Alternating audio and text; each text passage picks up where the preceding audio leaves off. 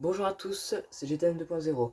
Si je vous dis année 2017 et si je vous dis SUV compact, vous allez sûrement penser un peu comme moi au SUV Peugeot 3008. Or, ce n'est pas celui-ci auquel j'avais pensé. En 2017 est également arrivé un autre SUV dans la gamme PSA, ayant d'ailleurs la même plateforme que le 3008. Le seul petit problème, c'est que en 2017, il était commercialisé en Chine et non en France. Alors que je tourne cette vidéo, c'est-à-dire le mercredi 12 janvier 2022, on a eu la découverte, l'arrivée en tout cas, la présentation du Citroën C5 Cross restylé et qui a eu quelques petits changements esthétiques, surtout à l'avant. Et comme il n'est pas arrivé, et souvent vous pouvez regarder sur les vidéos de Tiopi Voiture pour ceux qui connaissent. D'ailleurs, abonnez-vous à sa chaîne, hein. C'est vraiment une chaîne top. Et à chaque fois, je lui disais arrête, tu m'énerves avec tes C5 Aircross, j'en voulais absolument un. Je vous avais présenté en même temps que la DS4 le Citroën C5 Aircross, pardon, AG2R, la Citroën Team. Et voici maintenant une version de série. Alors, juste avant, pourquoi je vous avais dit 2017 et non 2018? Car réellement, ce SUV compact Citroën C5 Aircross était arrivé en France en 2018. Et ben en fait, je vous dis 2017 parce qu'en fait, en 2017, le Citroën C5 Aircross était déjà commercialisé à un détail près qui était uniquement commercialisé en Chine. C'est juste en 2018 qu'il est arrivé chez nous. Alors, j'avais le choix entre trois coloris.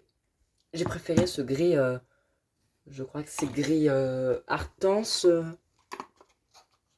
J'ai regardé une seconde, j'ai la boîte. Ouais, gris. Enfin, j'ai que gris, j'ai pas gris Artense, j'ai... Regardez. Voilà. Et je l'ai pris en gris. Il y avait également en blanc, en bleu ou en rouge. J'ai préféré prendre le gris. Et franchement, je ne suis pas déçu.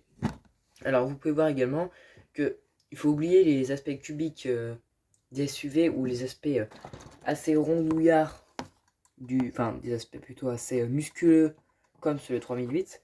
Non, lui, il faut plutôt penser à des touches de rondeur. Alors, il y a quand même quelques éléments qui dessinent un SUV avec des grosses roues, comme vous pouvez voir ici, ou encore des protections plastiques tout autour du véhicule. Mais cela est complété par des petites touches de couleur bienvenues, comme sur les anti-brouillards, cette petite touche de rouge coloré qui est la bienvenue. Alors, je voulais absolument ce C5 Cross car je trouve que c'est un excellent véhicule, mais au moins ce qui est bien avec lui, c'est qu'il ne dépasse pas le Peugeot. Et puis, enfin, il ne dépasse pas le Peugeot, mais ils sont de la même plateforme. Et surtout, ils coûtent moins cher. Alors, c'est dommage sur la miniature. Attendez, je vais vous enlever le flash. Juste une seconde. C'est, regardez, en fait, il y a un petit pet dans la peinture qui est là, mais bon, c'est pas très grave. Je vais vous remettre le flash. Donc, franchement, avec le petit top panoramique, franchement, j'aime beaucoup cette miniature. Alors, comparé à la version AG2R, bah, en fait, la seule différence, c'est la couleur et les petits dessins. Il n'y a pas d'autre différence sur, celui-ci comparé à l'autre. Par contre, il y a également juste l'adoption de panoramique alors que l'autre, il était plat. Il était dessiné par les inserts J2R et la couleur marron qui lui allait d'ailleurs à ravi. Alors, au niveau des jantes, les jantes, pas se plaindre. Super détail. Pardonnez-moi pour les bruits. Juste pour revenir aux jantes. Alors, les jantes, bah écoutez, c'est de la très bonne qualité, hein. Tout à fait correct. Elles sont très bien représentées. Alors, les airbumps, bah écoutez, rien à signaler, ils sont bien là, ils sont bien présentés. Par contre, dommage qu'il n'y ait pas une touche de rouge pour donner un petit peu de couleur de peps supplémentaire à cette voiture. Il y en avait également sur la version Shine, je sais pas comment on prononce, des barres de toit en rouge. Et j'ai vu qu'il existait également sur une version Shine que j'avais déjà vue. Le 3/4 arrière, rien à signaler. Alors juste, pour ceux qui n'ont pas vu encore la version restylée de C5 Aircross. Ah, bon, désolé, je ne sais, je suis pas encore expert du montage, du coup je ne peux pas encore vous montrer les images du vrai. Il n'a pas été encore reproduit en miniature. Les grosses différences en fait, c'est les feux qui sont... En fait, comment vous expliquer? La calandre, sur le nouveau 580, je vous ferai d'ailleurs une présentation du modèle échelle 1 et de la miniature quand je la trouverai.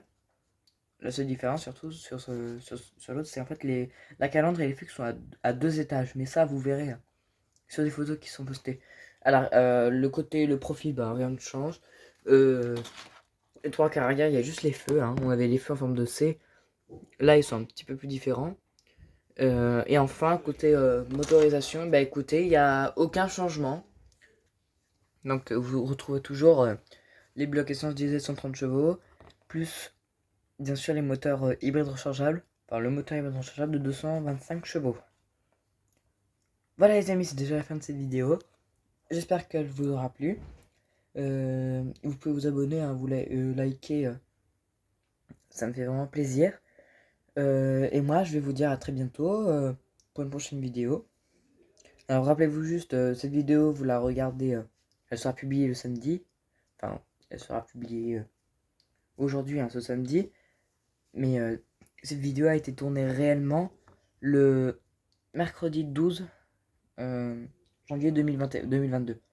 Voilà. Allez, très bonne journée à tous.